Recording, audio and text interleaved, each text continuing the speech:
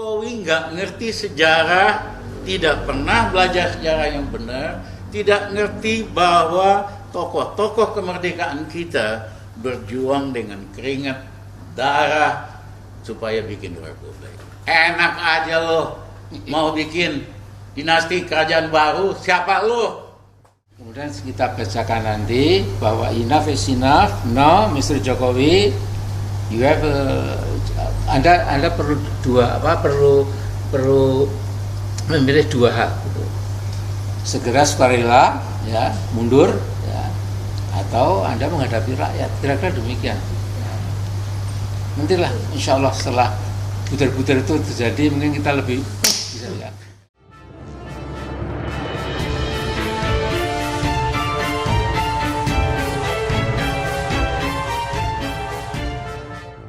Assalamualaikum warahmatullahi wabarakatuh. Salam sejahtera untuk kita semua, salam budaya. Sahabat-sahabat tercinta sebangsa dan setanah air yang sangat saya hormati, hari Minggu 13 Agustus 2023, Ketua Majelis Syuro Partai Umat Amin Rais menyambangi rumah Rizal Ramli. Dua tokoh barisan sakit hati ini saling memuji kalau mereka merasa telah berjasa besar dalam menggulirkan bola reformasi 98. Akan tetapi justru yang menikmati adalah Jokowi yang dinilai tidak pernah terlibat dalam proses reformasi. Justru kedua tokoh yang merasa berhak untuk menikmati buah reformasi itu malah bernasib tak beruntung. Rizal Ramli memang pernah ditunjuk Presiden Jokowi sebagai Menko Bidang Kemaritiman sejak 12 Agustus 2015, tetapi akhirnya dipecat pada tanggal 27 Juli 2016. Sementara itu, Amin Rais yang pernah mendapatkan label prestisius sebagai Bapak Reformasi hanya sempat menikmati kursi Ketua MPR mulai tanggal 3 Oktober 1999 hingga 30 September 2004. Selebihnya, Amin Rais gagal terpilih sebagai Presiden di Pilpres 2004 saat berpasangan dengan Siswono Yudho Husodo. Pamor politik Amin Rais pun semakin meredup. Capres yang didukungnya, Prabowo Subianto yang berpasangan dengan Hatta Rajasa di Pilpres 2014, juga keok dan ditumbangkan oleh pasangan Jokowi Yusuf Kala. Demikian juga di Pilpres 2019, jagoannya Prabowo yang berpasangan dengan Sandiaga Uno kembali berhasil dipecundangi oleh Jokowi yang berpasangan dengan Kiai Haji Ma'ruf. Amin Rais akhirnya juga ditendang keluar dari PAN, kemudian susah payah untuk membangun Partai Umat. Mungkin lantaran karakter megalomaniak mereka yang merasa sebagai tokoh besar dan berpengaruh, tetapi justru tidak mendapatkan tempat terhormat pasca reformasi, kedua tokoh ini merasa sakit hati dan kecewa berat, sehingga tak pernah berhenti untuk mengusik, merecoki, dan mengganggu kekuasaan Jokowi. Rizal Ramli pun terus berupaya melakukan agitasi dan provokasi dengan membeberkan dosa-dosa Jokowi, mulai memiskinkan rakyat secara berjamaah, KKN makin ganas melebihi era Soeharto, politik dinasti keluarga yang disokong oleh para oligarki, kebohongan demi kebohongan yang terus-menerus dilakukan, hingga penggunaan buzzer dan influencer untuk menyokong kepemimpinan Jokowi. Sementara itu, Amin Rais yang didampingi Marwan Batubara yang tampak kecapean hanya mengamini pernyataan Rizal Ramli sambil menebarkan ancaman Jokowi mundur dengan cara baik-baik atau melawan gerakan rakyat. Aduh. Tapi begitu Jokowi berkuasa, tokoh yang tidak pernah berjuang sedikit pun untuk menegakkan demokrasi, begitu dia kuasa 2014, justru demokrasi dia preteli. Caranya, lihat aja indeks demokrasi Indonesia merosot berapa puluh poin. Yang kedua, lembaga-lembaga anti korupsi yang kita dukung dari dulu seperti KPK dilemahkan. Yang ketiga, dia pakai teknik Google. Hitler itu kan cuma seorang kopral, orang Jerman, orang pinter, logis, kok semuanya percaya dengan omongan Hitler? Karena ahli propaganda Hitler namanya Goebbels yang selalu mengajarkan setiap hari beritakan kebohongan, nanti jadi kebenaran. Jadi dengan menggunakan buzzer-buzzer berbayar, influencer, rakyat kita dicekokin terus dengan ketidakbenaran, dengan kebohongan, dengan fakta-fakta palsu. Sehingga banyak orang terkesima. Nah, 9 tahun selain soal itu, ya demokrasi dipreteli, dirusak.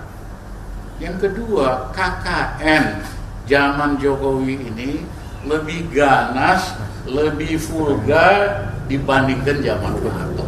Kita kan semua dibikin susah sama Pak Harto. Dan Pak Harto sangat otoriter, musuh-musuhnya disikat, betul, tapi di hatinya masih ada rakyat. Makanya uang dari migas, rezeki dari minyak bumi gas, sama Pak Harto dibikinin SD Impres, dibikinin puskesmas, dibikinin buku gratis, dibikinin pasar Impres, hatinya masih ada buat rakyat.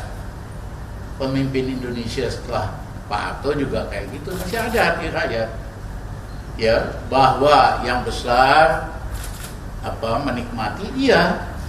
Tapi mohon maaf, di hati Jokowi tidak ada rakyat. Tampangnya sangat merayat. Kita ketipu dengan tampangnya. Tetapi hatinya oligarki. Dia kepengen jadi oligarki, dia bantuin oligarki yang membayari segala macam kegiatan politik. Itulah yang mengakibatkan bahwa tujuan dari kemerdekaan kita, Mas Amin, tujuan dari reformasi dikhianati. Tujuan reformasi kan sederhana, tegakkan demokrasi, hapus KKN, bikin rakyat makmur. Dia nggak bisa deliver. Yang ada dia bikin rakyat semakin miskin. Ya, karena hatinya itu nggak ada buat rakyat. Tampangnya doang, selfie-nya doang sama rakyat, sama petani. Yang dia lakukan, subsidi pupuk untuk petani dihapuskan, dikurangi. Yang dia lakukan import terus. Jadi petani kalau nanam padi selama 2 tahun terakhir merugi kalau untuk dijual, kecuali buat makan sendiri. Sektor tanaman pangan tumbuhnya minus 3,19%. Artinya mengkerut. Kenapa? Karena apa yang dia pidatokan pro petani, selfie sama petani, hanya slogan dan pencitraan doang. Kebijakannya anti petani. Beda sama Pak Harto, beda sama Gus Dur, dan yang lain-lain. Jadi saudara kawan-kawan, yang ketiga dia bangun dinasti KKN. Anak-anak ini KKN semua, dari mana? Ya, konglomerat swasta mau nyumbang 150 miliar Mas Amin hanya buat bisnis pisang goreng doang. Jakarta Selatan banjir sama pisang goreng dengan duit segitu. Ada konglomerat yang nyumbang 100 miliar hanya buat cendol. Jakarta Selatan banjir sama cendol Mas Amin.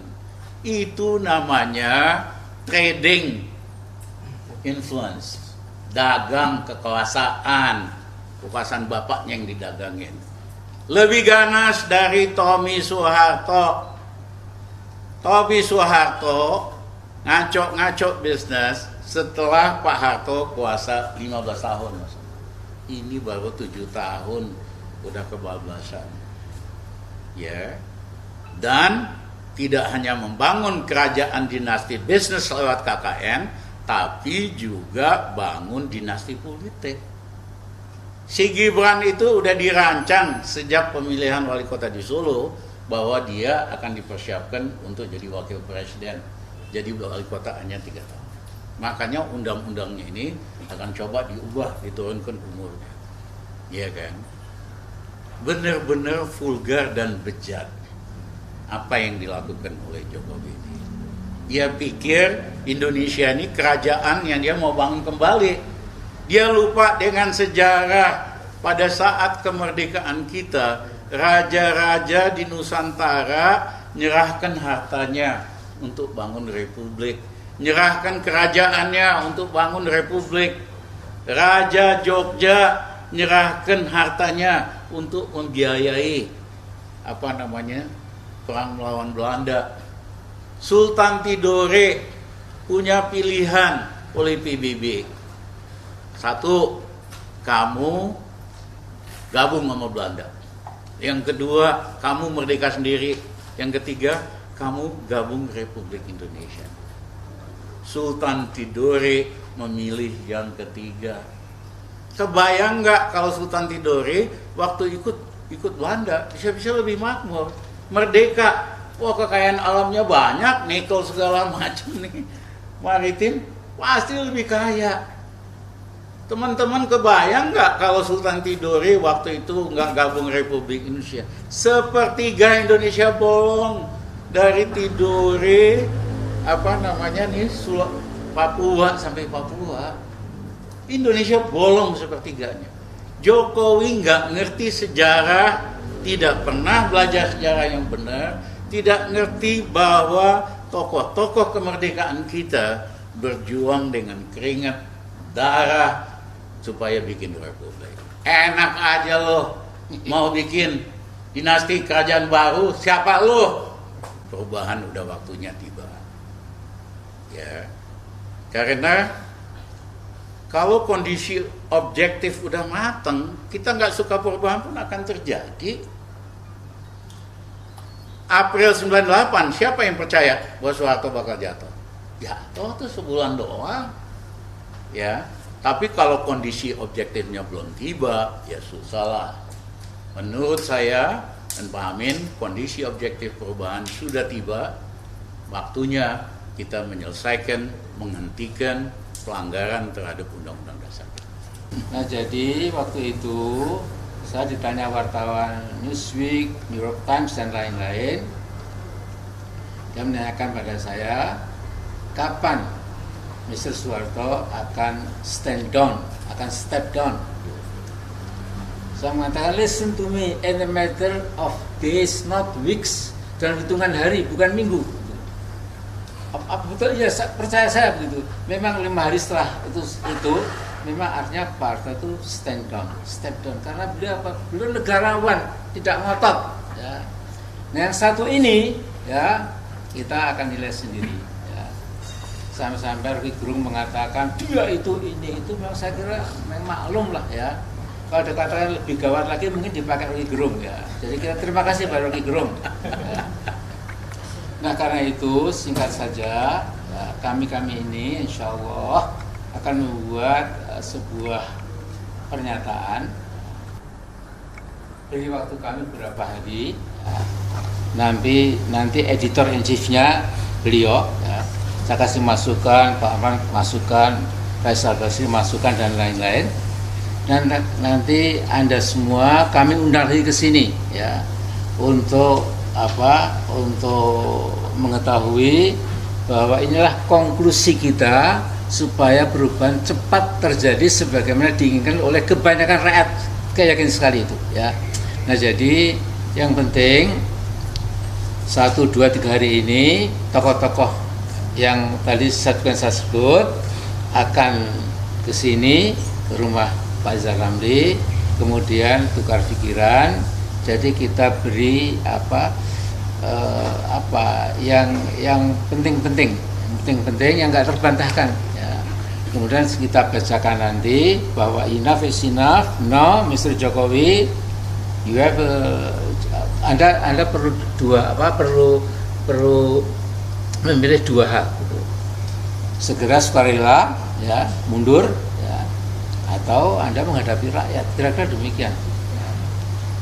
Nantilah, insya Allah setelah butir-butir itu terjadi, mungkin kita lebih bisa lihat.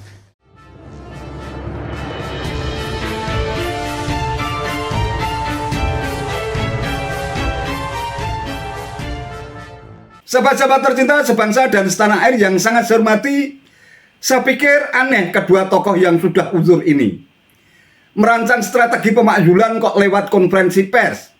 Kalau memang memiliki kekuatan dan keyakinan untuk bisa memakzulkan Jokowi, kenapa harus keluar-keluar dengan mengundang media? Saya pikir ini hanya sebuah gimmick politik semata agar terdengar sampai ke istana. Bukankah mereka sudah berulang-ulang untuk berupaya memakzulkan Jokowi? Kalau mereka selalu berteriak bahwa KKN lebih ganas dibandingkan era Soeharto, seharusnya Jokowi lebih mudah lagi untuk bisa dimakzulkan. Namun faktanya, kenapa niat jahat mereka selalu gagal?